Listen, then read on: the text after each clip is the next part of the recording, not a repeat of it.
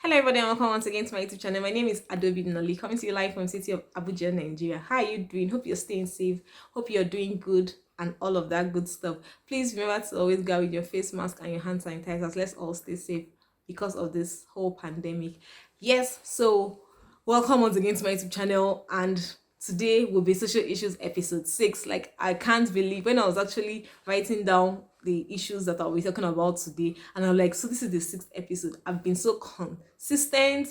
I've done this for 6 consecutive weeks. So you see, your girl is trying. She's trying to be here, giving you informations and all of that. So what better way can you support your girl other than subscribing and sharing with your friends and family, isn't it? So welcome once again to my YouTube channel. Okay, if you're a new subscriber or if you're seeing this face for the first time, please do me a favor by subscribing, liking, commenting after you've watched the video as well, and clicking that bell button down below so you get a notification whenever I make a post. For those seeing my face for the first time, social issues is basically where I talk about events of the previous week.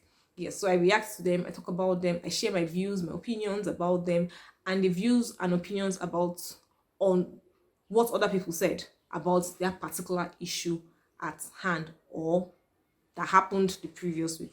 So the first on my list is the case of Tina. Tina is a 16-year-old lady who is supposed to write her WAEC this year. Yes. So Tina was shot dead by, okay, she wasn't shot dead. So when she got to, I think she spent like 2 days in the hospital. She was shot on Tuesday and she now died on Thursday. Yes. So Tina was shot when she was in the junction by some police officers. According to what was said, the police officers were trying to stop commercial vehicle who actually broke the whole curfew thing. Okay, Nigeria currently, or some parts of Nigeria currently, are on lockdown because of the whole pandemic thing. So movement is based on from 6 o'clock to like 8 o'clock. That is when you can move. So these officers were trying to stop a commercial vehicle, and the best way they saw, or the best way they thought it's right to stop a commercial vehicle, was to actually shoot. And unfortunately, the bullets hit Tina and one other person, but the other person survived. The other person is stable at the moment, but Tina died after 2 days. Yeah, she died from the bullet wound. And my problem is, for how long will this continue? If you want to stop a commercial vehicle, must you try to shoot that commercial vehicle because the commercial vehicle is not or has not obeyed the curfew time? Is that the best way to implement your rules and regulations? Is that the best way to carry out your rules and regulations? I'm trying to understand when that became the norm in Nigeria, because day in, day out, week in, week out, we get to hear of a case where the police officer shot someone, is trying to stop a vehicle and he's shooting, or the road safety is doing same one thing or the other, but you shall see one law enforcement officer shooting somebody all because he's trying to enforce a law. I'm trying to understand when that became the norm in Nigeria. I'm trying to understand when that became legal, a legal thing to be done or legal thing to do in Nigeria. I don't understand why we've actually allowed this to linger for so long. The whole police brutality is getting out of hand. If it is not SARS today, it is police. Yes, police, SARS is under police, but the SARS own is that I don't understand. The under police is good, but I don't. They behave like they're not under police, but they are under. There's just a branch under the police force. But the way they behave at times is just so. The way they even dress is appalling. Yes, it is appalling. You look at them, some of them are not even properly dressed. You can't even identify if they are kidnappers or if they're actually police officers. Some of them can't even speak good English. Some of them can't even speak English at all, let alone sing good English. Some of them are just smell. So many things can be said about these guys, and then you now wonder, oh, what is the IG really doing about this situation? Or is he trying to say he has not heard of all of this? Well, the officers that were apprehended, or the officers that shot have actually been apprehended, and from what the police commission is saying, the police commission is saying that there'll be an internal investigation, and after that they'll be sent to court. My issue is, we've seen this a whole lot. We've seen the police force saying yes, internal investigation is going on. After that, they'll be sent to court. But in the long run, most times we don't hear anything about these cases. So can we make these cases, or can we make this judgment or this internal investigation public? Like, yes, like, so that we can be very sure that you are actually investigating this. Because most, I've heard this thing so many times. Yes, I don't have the proof to it, but some people have said that these investigations don't go on, that all they do is they just post these police officers to a very remote village where nobody can trace them, or nobody will even know their whereabouts. That's what they do most times. And I'm wondering, if you continue doing this, then what is the likelihood that me and you won't be victims tomorrow? Because you can't even tell who will be the victim tomorrow. It could be me, it could be you, it could be your brother, it could be your sibling, it could be anybody at all. Like, what are we really doing about this whole thing? Are we still going to fold our hands and watch these police officers who are supposed to take care of our lives and properties, but meanwhile they're the ones killing us? When bandits are attacking us, they are nowhere to be found. Like, they are not even doing anything in regards to their job function. They are not even doing it at all. So what do we do really as citizens of the country? Because if you say you want to go and protest, it's a problem, because protesting in Nigeria is more like you killed somebody. Nigerian government don't believe in protest. They don't believe in peaceful protest. They see protest as you trying to bring down the government or something, but it's not. It's just people trying to voice out and say, okay, this shouldn't be, or should petitions be written to the police office, to the police commission? Like, I've really thought about this whole thing. What is the best solution? What can we really do to see that this is brought to an end? I know the vice president sometime, I think some years ago, I think 2 years ago, thereabouts, or 3 years ago, was trying to see what he can do about the whole police commission. But I don't think it went anywhere. I don't think that whatever he was doing saw the day of light. So I don't know. This thing is actually getting out of hand. It's really, every week we get to hear of a case where the police killed somebody, or the police harassed somebody, or the police did one thing or the other. And it's getting serious. It's getting serious by the day. Like, should we continue this way? Is what I'm asking. Which shouldn't be. The second case, I don't want this video to be so long. Yes, the second case is about the justice for Uwa. Uwa is a 22-year-old Uniben student who was found dead in Redeemed Christian Church of Nigeria, that is RCCG, in Benin City. The annoying thing about this whole case is that she was raped and then killed. And being killed was, they used a fire extinguisher on her head. Like, how did we get to this level where humanity has lost its value? Because right now it's no longer about the police force, it's no longer about those in authority. It's not about we as individuals. Right now, nobody has been arrested. We can't say, okay, this is what happened. All we heard is that the young lady went to read in the church. And I'm very sure, okay, let me not say I'm very sure. I'm thinking she went to read in the church, maybe because of power supply. We all know the way power supply can be in Nigeria. Because I have friends, when I was in school back then, who will go either to the mosque or to the church to read because of light. Maybe you might not have light in your home, but all you do is you go to the church or you go to the mosque and read. I've seen this so many times. I have friends who did it. So I'm assuming that was her own situation. I'm assuming that was what happened to her. And then she goes ahead to read in church, and what human beings could do is you raped her, and after raping her, you now killed her. My question is, in the church, this did not happen anywhere, or did not happen on the street, it happened in the church. Is it that the church did not have security? Is it that she shouted and nobody could hear her? Like, so many things are just running through my mind. Like, how did these people go ahead? How were they successful in carrying out this act and went away scot-free? Well, from what I read, the security guy went to collect key from the storekeeper, or be from the key keeper. I don't even know what his position is. And the key keeper told him that, oh, the church is already open. So the security guy now went into the church, and only for him to get to the church, he now saw Uwa dead in her pool of blood. and he now raised an alarm and people now came and saw her and all of that. It's terrible, the things we see. Like, it's terrible. Like, why must you rape her? Who could have come into the church to do this? Were people not around in that church? I'm really trying to understand how this whole thing went on, and those that raped her went away scot-free. Like, we can't even say, okay, this is what happened. Nobody is saying anything. I don't think the police has released any statement in regards to this. Nothing. It's just trending everywhere. So what was her offense really? Was her offense that she went to read in church? Was it an offense that she went to the church to read? Was it an offense that she went to read? Because she could have as much as well as stayed wherever she is. She won't read. After all, people, there are so many people that don't read and they still pass exam. But this girl was trying to do what was best for herself, and some people now came around and killed that innocent girl. 100 level, for crying out loud. Like, what could she have done to you to deserve this? Like, what?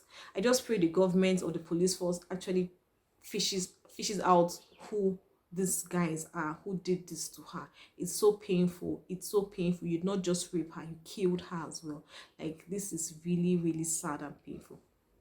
Then you now move on to the case in Jigawa State, where 11 men raped a 12-year-old. What did we ladies do to you guys? Like, I'm not understanding why rape is becoming a very common thing now in Nigeria. Why rape a girl? Why rape a woman when you have people who are willing to give it to you? Like, yes, there are so many women who are willing to give it to you. It's either you pay for it or they give it to you free. It all depends on how you talk to them. So why would you now go ahead to rape? You're not just raping an adult who is maybe 18 plus. You went ahead to rape a 12-year-old. Like, what did you see in her that made you rape a 12-year-old? 11 men on different occasions though. What did you really see in this poor girl that would have made you rape 12-year-old girl? I pray the government or the police force fishes out whoever they've arrested the 11 people, but I pray justice is being served, because I think the problem with Nigeria is that justice is never served in this country. Justice is never served. Okay, let me not say never. Justice is most times never served in this country. We just hear it on news, and 1-2 days everybody goes ahead and is swept under the carpet, and everybody continues. Then the next week again we get to hear something similar to it, and it's just swept under the carpet, and it just continues. It's not becoming a trend in this country. Like, what did we really do wrong? Is it a crime to be in Nigeria? Is it a crime to live in Nigeria? We have a whole lot to deal with. This whole pandemic is enough issue that should keep us together, should bind us together so that we can fight this. But no, we still have people, evil people, who are still out there doing more harm than good to their fellow human beings.